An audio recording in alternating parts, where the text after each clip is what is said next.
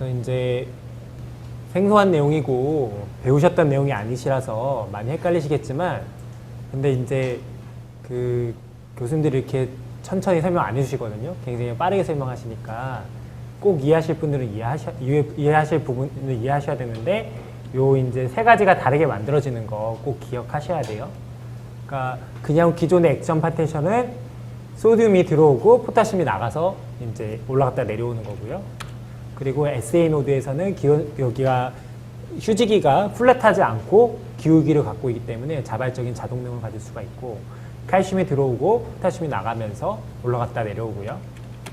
그리고 여기서는 이제 소듐이 들어오면서 확 올라갔다가 이제 내려가야 되는데 칼슘이 또 들어오기 때문에 플래토를 유지하고, 이게 심근이 동시에 오랫동안 수축할 수 있는 힘이 되고요. 그리고 포타슘이 나가면서 이 기울기가 떨어지게 된다. 뭐 간단히 말하면 되게 쉬워요.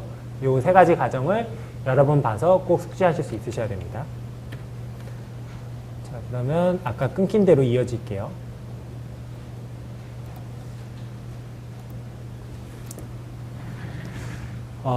이 그림 보신 적 있는 분 있으세요?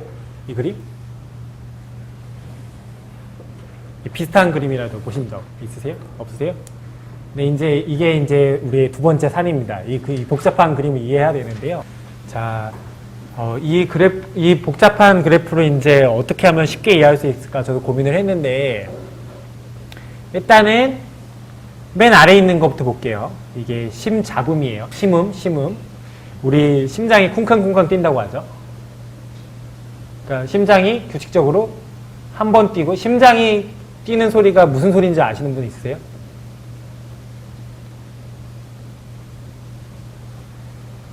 없어요? 밸브가 닫히는 소리예요. 판막이 쾅하고 열렸던 판막이 닫히는 소리예요. 심장이 뛰는 소리라고 보다. 그래서 우리말로 하면 쿵쾅쿵쾅 뛰는 거고요. 그리고 영어로 하면 럽덥 뛴다고 하죠. 그래서 심장이 이제 두 번 이렇게 규칙적으로 뛰게 되는데, 짝지어서. 그래서 이 첫 번째 1심음은 이제 그 마이트랄 밸브 또는 트라이커스 밸브, AV는 이제 에이트리오 벤트리큘라 밸브란 거거든요. 에이트리움과 벤트리클 사이에 있는 밸브. 마이트랄 밸브 또는 트라이커스피드 밸브. 라이트 에이트리움과 라이트 벤트리클, 우리 이제 레프트만 해서 생각을 할게요. 헷갈리니까. 이제 레프트 에이트리움과 레프트 벤트리클 사이에 있는 밸브가 닫히는 소리가 1심음이고요. 여기요. 1심음입니다. 그리고 이제 아오르틱 밸브가 닫히는 소리가 2심음이 되겠습니다.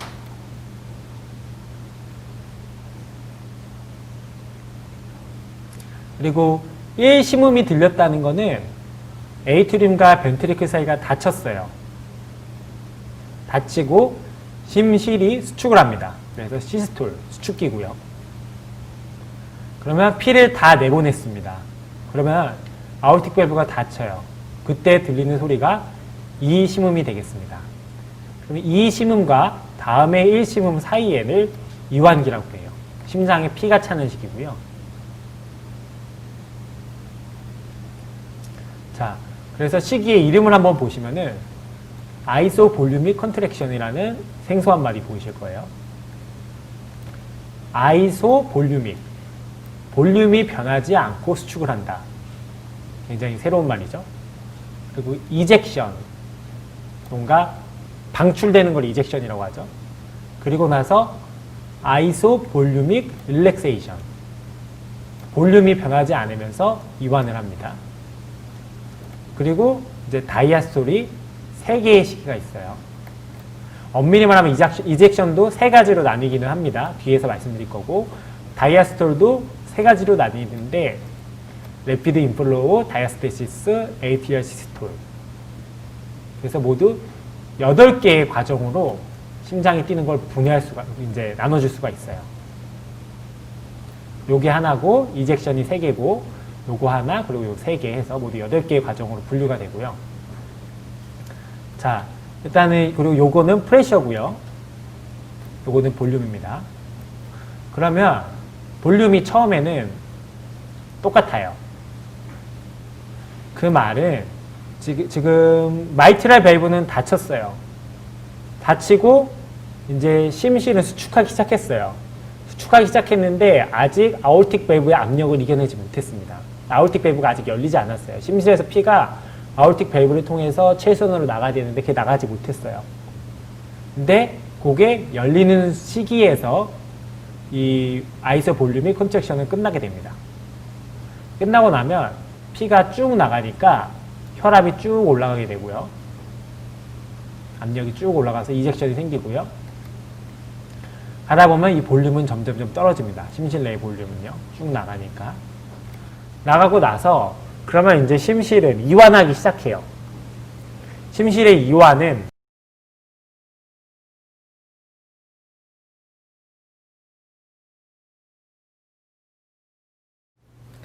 자, 2교시는 생체막 전기 생리학이고요. 1교시에는 그 세포 사이에 이온이나 여러 가지 물질들이 어떻게 통과하느냐에 대해서 얘기를 드렸다면, 이제 이 시간은 그 생체막의 파텐셜이라는 개념이 있어요. 이제 고등학교 때나 뭐 예과 때 세포 생물학 같은 걸 열심히 들으셨다면 기억이 나시겠지만, 어쨌든 요거는 굉장히 중요한 개념입니다. 그리고 조금 첫 시간보다는 좀 더 심도 깊은 이해를 필요로 합니다. 그래서 이번 시간에 우리가 배우고자 하는 부분은 신경세포 사이에 전기신호가 어떻게 전달되는가. 그래서 꼭 아셔야 될 개념이 멤브레인 파텐셜이라는 개념이 있고요. 액션 파텐셜이라는 두 가지 개념이 있는데, 오늘 시간이 끝나고 나서는 멤브레인 파텐셜이 뭐고 어떻게 만들어지느냐, 그리고 액션 파텐셜은 어떻게 만들어지냐를 이제 대답하실 수 있으셔야 돼요. 들으시고 나면.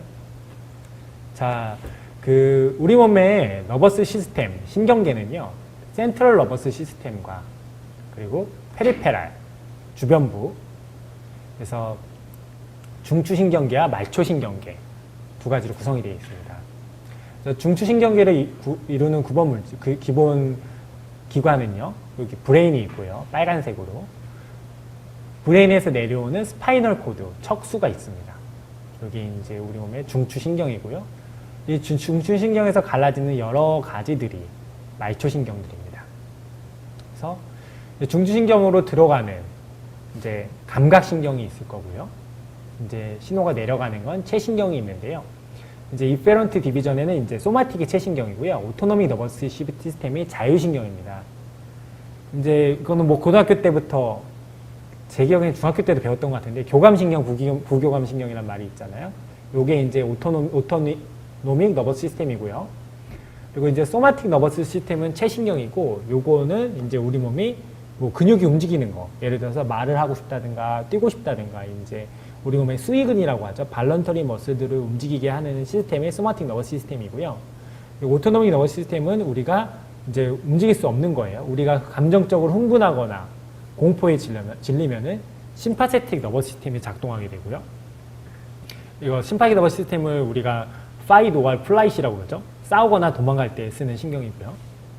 그리고 파라심파세틱 너버스 시스템은 이제 우리가 몸이 이완하고 명상하고 할 때 활성화되는 이완하는 신경입니다. 부교감 신경이고요. 이거는 우리가 이런 뭐 분위기라든가 감정을 조절할 수가 없기 때문에 이렇게 외부 환경에 따라서 자연스럽게 형성이 되는 게 오토노믹 너버스 시스템이고요. 이 오토노믹 너버스 시스템에는 이제 뭐 스무스 머슬, 그리고 카디악 머슬, 심장 근육. 우리가 심장을 빠르게 뛰고 싶다고 해서 빠르게 뛸 수 있는 건 아니잖아요. 그렇기 때문에 이제 그것도 우리가 작동할 수는 없는 오토노믹 너버스 시스템의 지배를 받는 경우고, 하지만 이런 스켈레탈 머슬, 골격근 같은 경우는 우리가 우리의 의지에 따라 움직일 수 있는 근육을 스켈레탈 머슬이라고 합니다. 그래서 우리의 신경계는 다음과 같이 구성이 되어 있고요. 자, 그래서 이제 요거는 뭐 많이 보셨던 그림이실 텐데, 뉴런이 있고요. 뉴런의 셀 바디가 있고, 셀 바디는 이렇게 가지들이 있고요. 여러 군데서 신호를 받죠. 신호를 받으면 신호를 전달을 하는데, 이 신호를 다음 덴드라이트로 전달하는 게 이 연접 부위를 우리가 시냅스라고 합니다. 요거까지가 우리가 고등학교 때나 이제 수능 같은 걸 보기 위해서 필요했던 기본적인 상식인 거고요. 우리가 이제 알아야 될 거는, 그러면 요 신호가 어떻게 전달이 되는 걸까? 실질적으로. 그게 우리가 이제 생리학 시간에 배우는 겁니다. 그래서 이제 시냅스는 두 가지가 있는데 뉴런과 뉴런 사이에도 시냅스가 있고요. 그리고 이제 이 뉴런이 궁극적으로는 머슬을 움직여야 되기 때문에 뉴런과 머슬이 연결되는 부위에도 시냅스가 있습니다. 즉, 두 뉴런 사이에도 있고 뉴런과 이펙터 올간 사이에도 시냅스가 있게 됩니다. 자, 또 이제 플라즈마 이제 멤브레인이 나왔어요. 멤브레인이 있는데 이제 N이온이 음이온이고 캐시온이 이제 양이온인데 음이온과 양이온의 비율에 따라서 이 셀 멤브레인을 둘러싼 파텐셜이 결정이 되게 됩니다. 그러면 이제 우리 몸은 요 숫자는 외우세요. 별표 치시고 마이너스 70mV. 우리 몸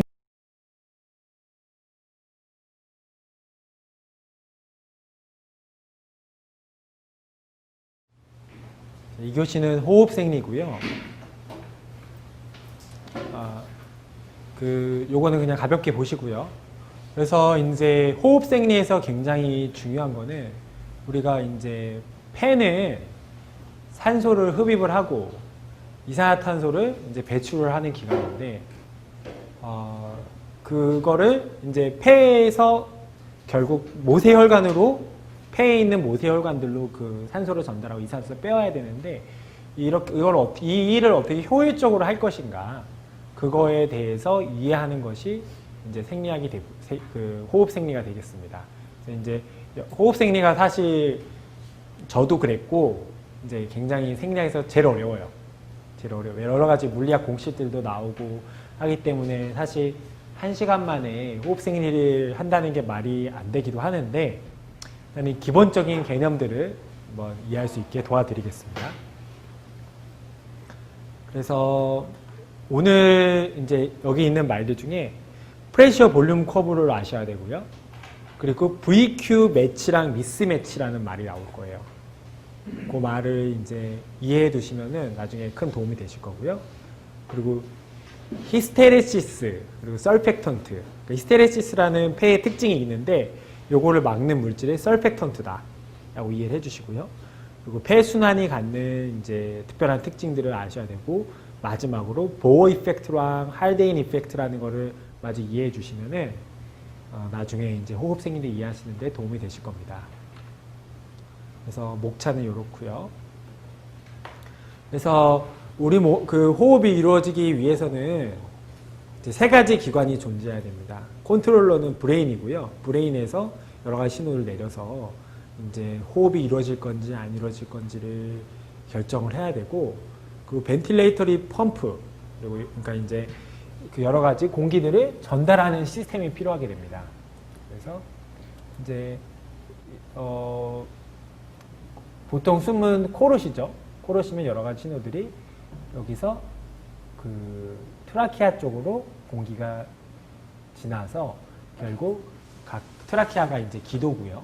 기도에서 이제 라이트 브론쿠스와 레프트 브론쿠스로 갈려서 기관지로 갈려서 공기들이 안쪽으로 들어가게 되고요. 그리고 가스 익스체인저는 이제 결국 이 브론쿠스들이 갈려서 브론키올로 갈리게 됩니다. 모세 기관지로 갈리게 되고요. 이 모세 기관지 옆은 스무스머스들이 이렇게 싸고 있고요. 이 모세 기관지는 결국 알베올라이라고 들어보셨어요? 허파꽈리거든요. 그래서 이런 식으로 동그란 꽈리들로 바뀌게 돼요. 말초지 가면.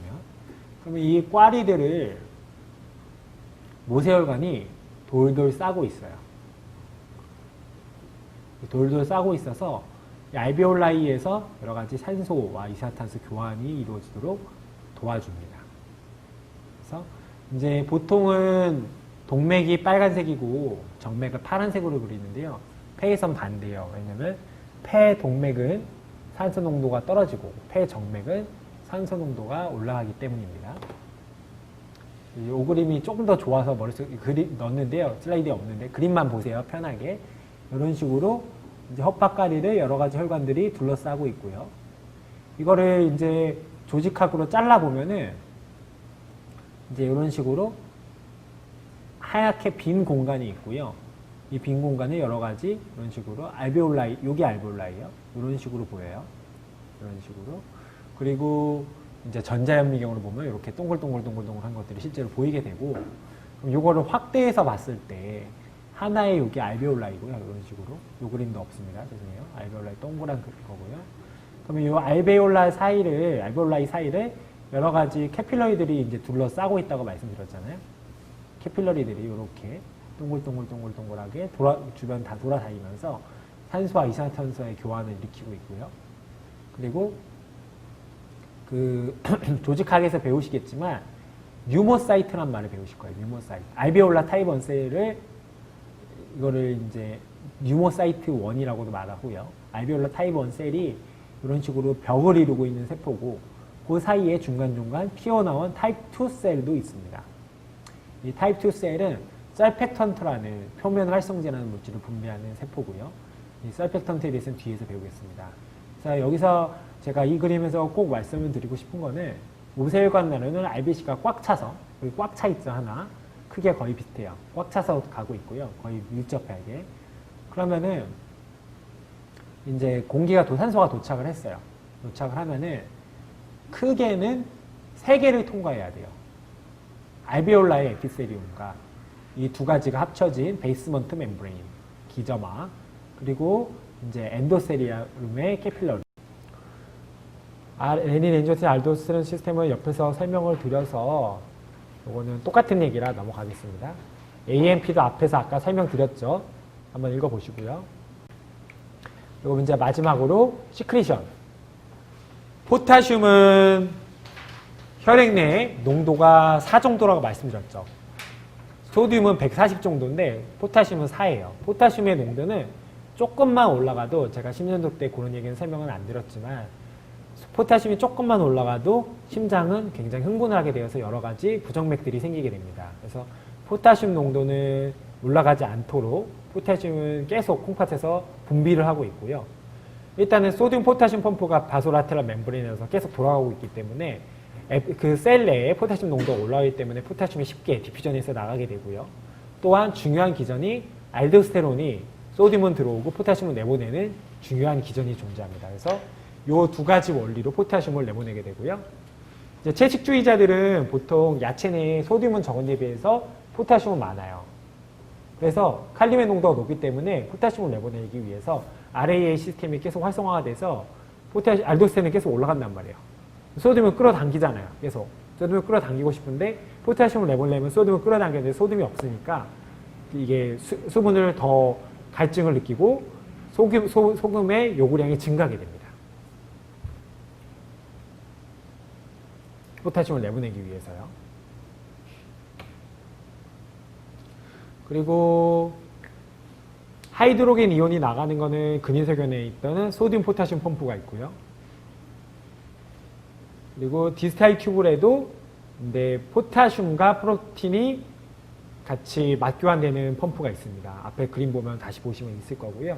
요거에 의해서 수소이온을 분비하게 됩니다. 그래서 오늘 배운 거를 최종 정리하자면요. 요거 슬라이드 있죠? 네.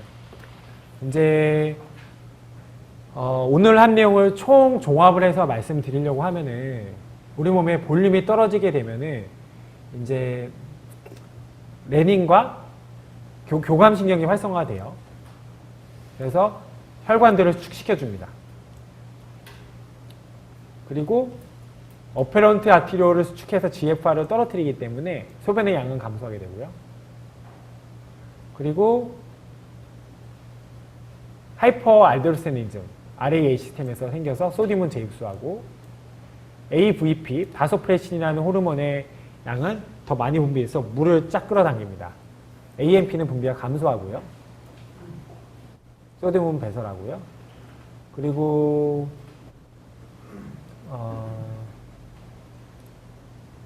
정수압이 감소하기 때문에 스탈링 노후에 의해서 체액이 인터스침으로 덜 빠지게 됩니다. 그리고 목마르게 하고요. 그래서 이거 볼륨이 떨어졌을 때 일어나는 여러 가지 일들을 하나하나 읽어서 잘 숙지를 하면 요거 다 이해하시면은 굉장히 수업을 잘 이해하신 거고요. 결론적으로 볼륨이 감소하면은 다시 한번 말씀드리지만 레니엔지오텐신 활성화되고요. 교감신경은 활성화됩니다. 엔지오텐신은 알도스테론을 통해서 소듐 제흡수를 증가시키고 엔지오텐신은 혈관 저항을 증가시키고 그리고 AMP 호르몬의 분비는 볼륨이 감소하면 떨어지게 되고요. 그렇게 해서 이제 우리가 혈압이 유지되는데 콩팥이 같이 관여하게 되는 메커니즘을 혈관 생리와 이어서 신장 생리 때 이해를 해주시면 도움이 되겠습니다. 그래서 오늘 좀 신장 생리랑 호흡 생리가 어려우셨을 텐데 정리해서 이 티즈 피드백 슬라이드요. 이 티즈 피드백 꼭 이해해 주시고요. 이 부분. 오늘 신장 생리 어려웠어도 이것만은 꼭 이해하시고 그리고 이제 6개의 세그먼트에서 일어나는 일들, 소듐을 어떻게 끌어당기는지 이해해 주시면서 이 카운터 커런트 시스템까지 이해를 해 주시고요. 요 CCR의 개념을 요 그림이랑 맞춰서 잘 보시다 보면은 이해가 가실 거예요. 또 수업도 들어보시고요. 결론은 CCR은 GFR을 크레아틴 클리어런스는 GFR을 유추하는 가장 좋은 툴이다. 하지만 이제 CCR은 GFR보다는 약간 크게 측정이 된다. 오버 에스티메이션이 된다. 예, 주시면 되겠습니다. 그래서 마지막으로 이렇게 혈압이 떨어졌을 때 콩팥이 어떻게 관여하는지까지 정리를 하시면 되겠습니다. 오늘 9시간 동안 쉽지 않은 내용 잘 따라오시느라 고생 많이 하셨고요. 앞으로 이 본과 생활 하시는데 조금이나마 고생하신 만큼 도움이 되셨으면 좋겠습니다. 고생하셨어요. 네.